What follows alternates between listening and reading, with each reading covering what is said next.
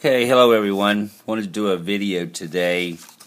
It's going to be a little collection of a few different things, but what I want to start out with maybe is last night when I came home. I usually spend some time each evening staring at the stars. I love watching the stars, sun, the moon, and the stars. And last night I noticed something unique in the sky that's just not normally that. It's Mars.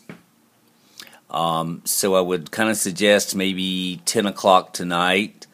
Look outside, look toward the south, maybe a little southeast, maybe 45 degrees, 50, 60 degrees, and look at the very orange star.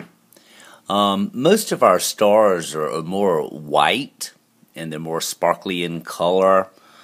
And the only real orange one that we sort of see with our eyes is Betelgeuse, which is in Orion. And so last night, Mars literally looked like a fire, an orange, very orange fire. I mean, I really had to stare at it for a while. And then I came in to, actually see, what is that? Well, it's actually turned out this morning. It's quite interesting. I'll kind of go over here with this. What I was looking at, I don't know, about a month or so ago, I had put a video out about the honey moon. And for me, it was very important that the moon in March was kind of like the last normal moon we would ever have. We had our honeymoon on March the 1st. Then we had a black moon on March the 30th. And a black moon is any time that you have two new moons in the same month. So I've really been kind of like watching the moons and the suns and the stars and the eclipse. And I'm sure everyone knows about the blood moon on the 15th, okay, which is a lunar eclipse of the moon on the 15th. Well, when I was looking at Mars this morning, I sort of found out that there is a Cardinal Grand Cross. Okay, and I am not an astrologer. I sort of got interested in these things. I'm a gardener. I plant. I have plants and flowers and a garden. And I was very curious about some of the old-timers in the almanac because, they're very serious about the signs. And so when I started buying the almanac and I started actually looking at it, and I really sort of grasped the idea that these symbols and everything were actually for the planets. I mean, it's like, where's Mars? Where's Jupiter? Where's Saturn? And these signs is really when they determine when to plant, when to harvest, when to cut, when to water, when to fertilize. And so it just sort of intrigued me more so about, the heavenly heavens. I mean, it's the heavens. We have the earth and the heavens. And that's everything outside of our earth. And, I think we really forget that we're floating around on this little tiny speck of a rock called Earth. And there is so much out there in the heavens. And so what I found out, this Cardinal Grand Cross is taking place on the 23rd and 24th of this month. And what happens is Mars is involved in this, and also Uranus. And it's really interesting because the symbol for Uranus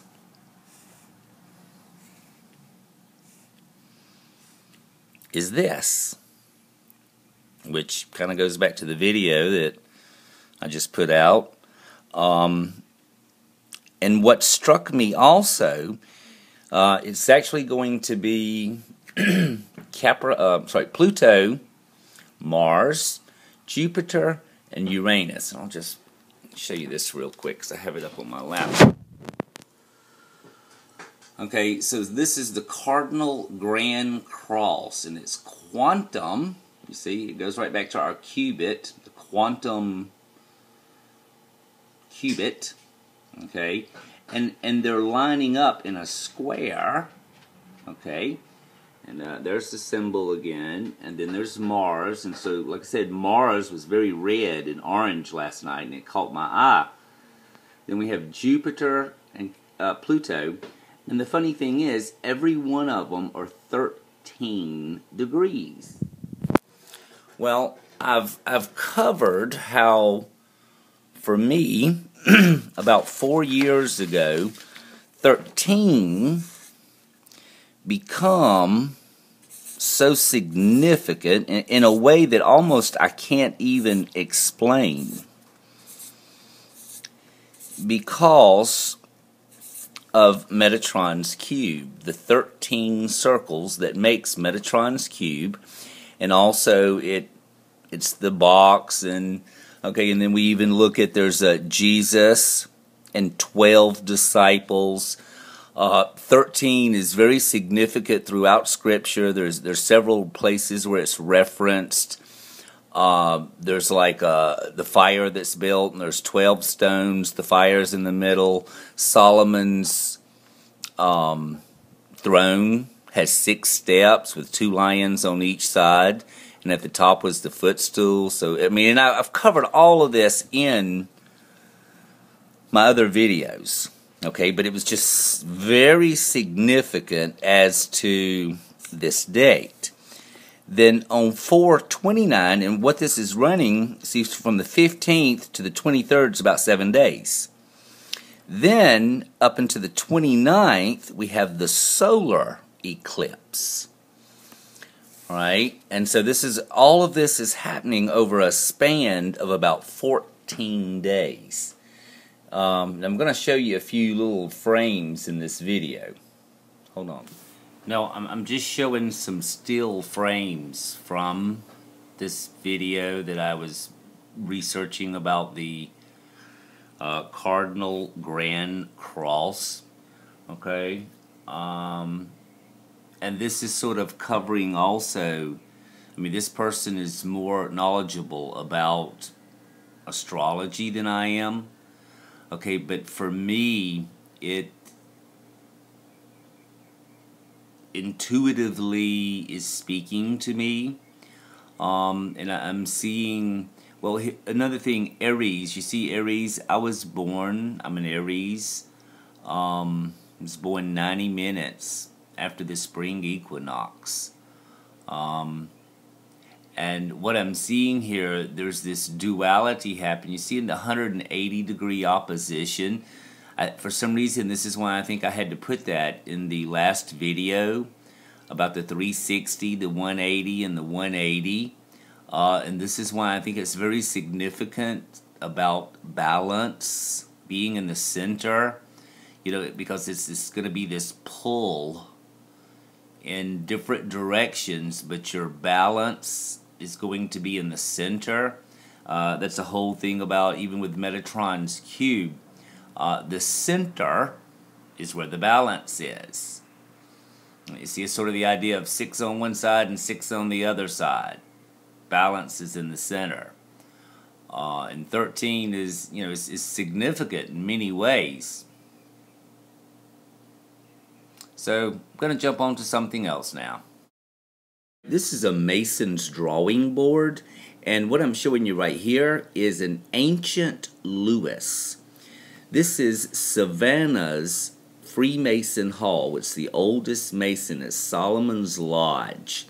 And I had visited, and I went by to take a look at the lodge. I'm not a member, but I was just looking at the outside. And I looked to see if they had a website, and they did.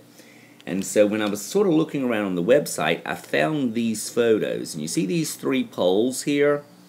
Okay, and then the wheel.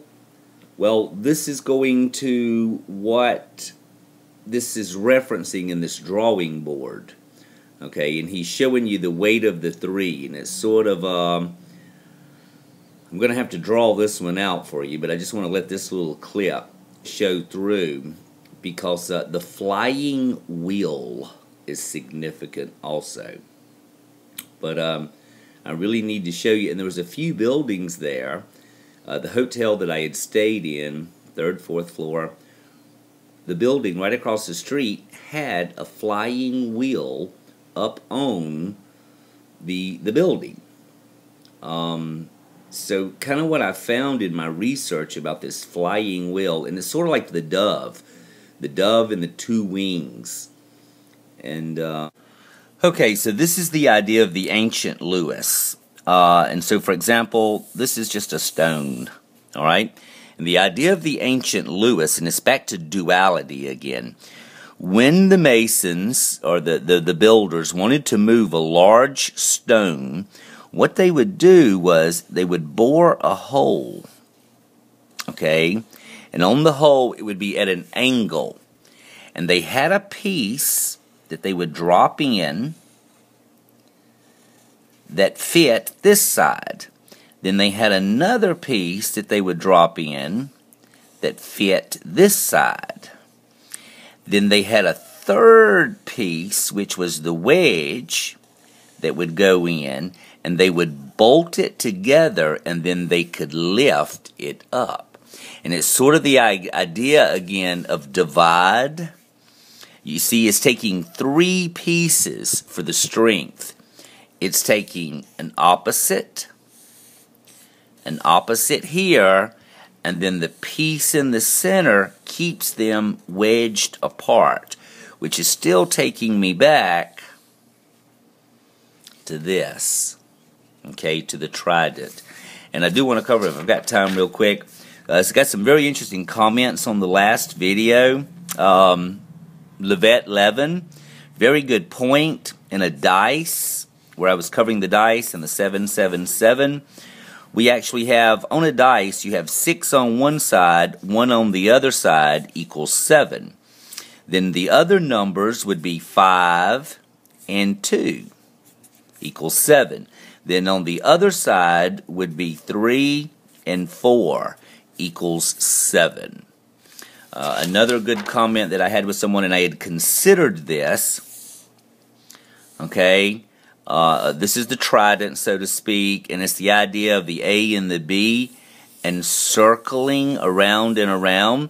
You see, it is almost like a grail or like a cup, but the center is where it happens. Now, when I was receiving this information, I sort of got the idea, I kept getting the impression of the fabric of life. And what I was seeing was something like this, you know, which is sort of like time. It's sort of the idea of the thread, and then there is one thread and an opposing thread, which actually creates the fabric of life.